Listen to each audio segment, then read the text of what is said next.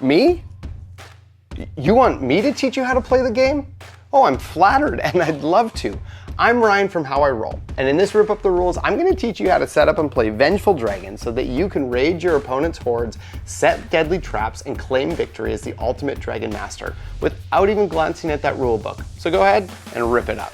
Vengeful Dragons is a competitive card game for 2 to 4 players that plays in about 30 to 60 minutes. It's designed by Joshua Deaton and published by Vengeful Gaming, who helped sponsor this video.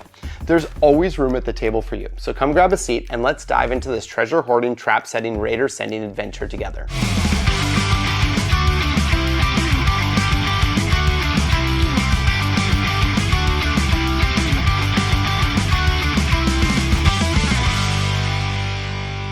In Vengeful Dragons, you're powerful dragons protecting your hoard of treasure while sending raiders to steal from your rivals. You'll play traps to defend your stash, use powerful magic and dragon abilities at just the right moment, and carefully time your raids to snatch treasures from under your opponent's snouts. The first player to end their turn with 5 treasures in their hoard wins the game. Think you've got the cunning and timing to outsmart your fellow dragons? Let's find out. Before I show you how to set up, I just want to note that I have one of the deluxe player mats that are available for purchase, but not included in the standard version of the game.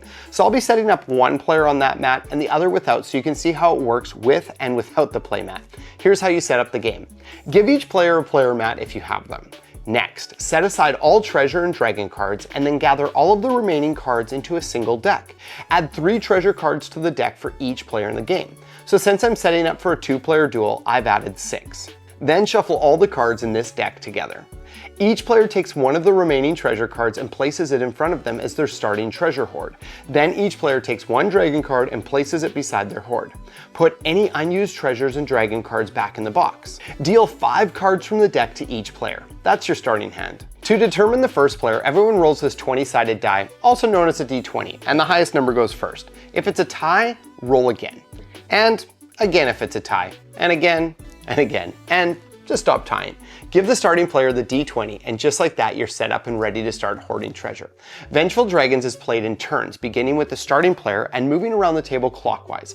On your turn, you'll walk through 4 simple steps. 1, Relic Dice Challenge. 2, the draw phase. 3, main phase. And 4, end of turn. Players continue taking turns like this until one player has 5 treasure cards in their hoard at the end of their turn. Once this happens, the game is over and they win. Let me break down the 4 steps of a turn for you now, beginning with the Relic Dice Challenge. Throughout the game, your opponents will play these nasty magic relics into your play area, which will each have a unique negative effect on you. The first phase is an opportunity for you to try to get rid of some of them. If you don't have any relics in front of you, you can just skip this phase. But if you have any, you begin by rolling the d20. Each of these relics has a specific criteria to get rid of it. If the number you rolled satisfies any of these, you immediately discard them. For example, this relic card requires an odd number to be discarded, while this one needs a 10 or lower and this one needs a 7 or lower. So if I rolled a 16, unfortunately nothing would happen. However, if I rolled a 15, I would discard this one since it's an odd number. If I rolled a 6, that's lower than both 10 and 7, so I would ditch these 2. And if I was super lucky and rolled a 3, all of these relics would go away. After that, it's on to the draw phase. This phase is easy. You simply draw 1 card from the deck into your hand. If at any point during the game the deck runs out of cards and you need to draw a card, just shuffle the discard pile to make a new deck and draw from there. And now it's on to the main phase where the real action happens. During this phase, there are 4 possible actions that you can take, and you can use each of them once and in any order you'd like. Here are the actions. First, play a treasure card. If you have a treasure card in your hand, you can add it to your hoard, placing it face up like this. You can also choose to play a trap card. These trap cards help you protect your precious treasure from your opponents. Not that your friends would ever steal from you, right? Take a trap card from your hand and place it face down in front of your treasure hoard. It doesn't matter where you place it, as each trap protects the entire hoard and not just a specific treasure.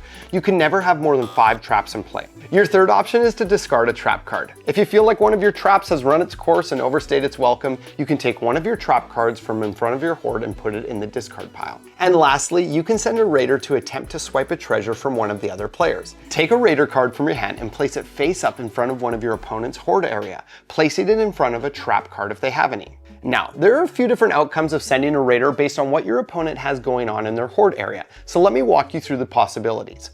If that player doesn't have any trap cards, your raider just skips right into their vault and immediately takes a treasure card. It's like taking candy from a baby. You take one of their treasure cards and add it to your hoard, and then you return your raider card to your hand for future use. If, however, your rival has planned ahead and has at least one trap in play, you put your raider in front of any one of the traps of your choosing.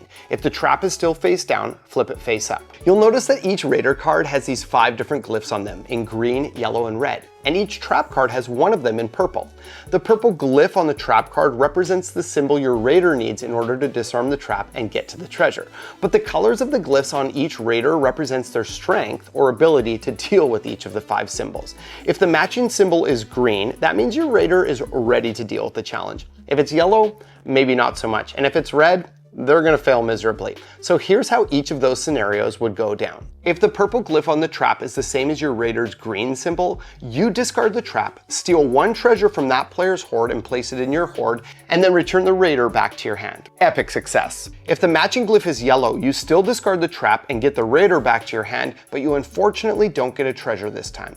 And if the match you've made is red, the trap stands strong and remains in play, but it stays face up. You don't get a treasure and your raider gets discarded. And with those rating outcomes explained, you now know the 4 actions you can optionally take on your turn. But just a quick recap. You can play a treasure card from your hand, play a trap card from your hand to protect your hoard, discard one of your traps, or send a raider from your hand to another player's hoard.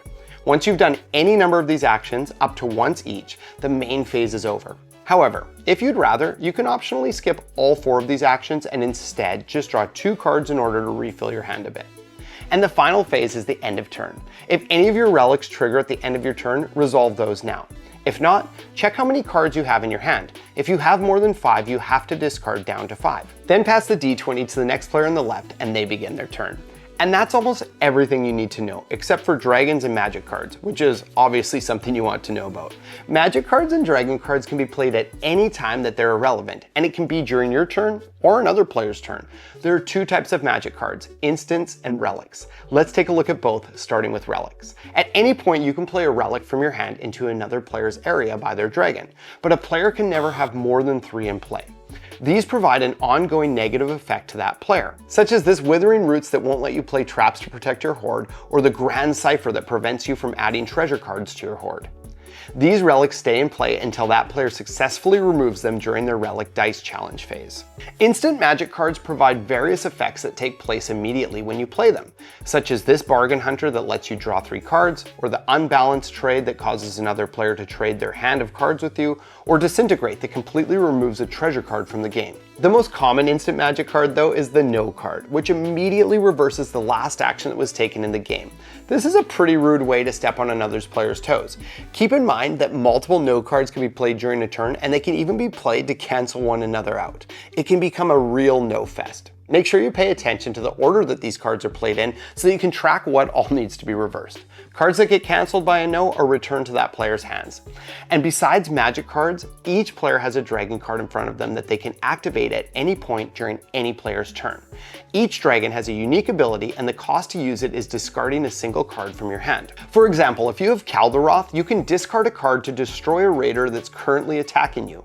Once you've used your dragon, turn it 90 degrees clockwise to signify that its ability has been used up. At the start of each of your turns, if your dragon isn't upright, immediately rotate it 90 degrees clockwise. Your dragon's ability won't be available again until it returns to an upright position.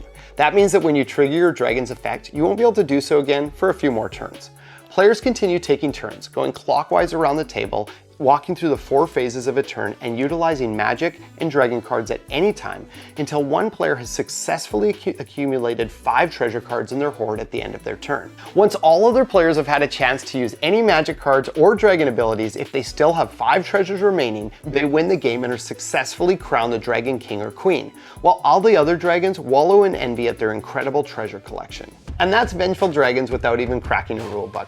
I hope you have a blast playing this game and that this video helps you dive right in. If you found this video helpful, please feel free to hit that like and subscribe button and come join me at my table more often. If you have any questions about the game or need a rule clarification, drop a comment below and you'll hear right back from me. I've also linked the Board Game Geek page for Vengeful Dragons in the description below, where you can learn even more about the game. Thank you so much for watching another installment of Rip Up the Rules.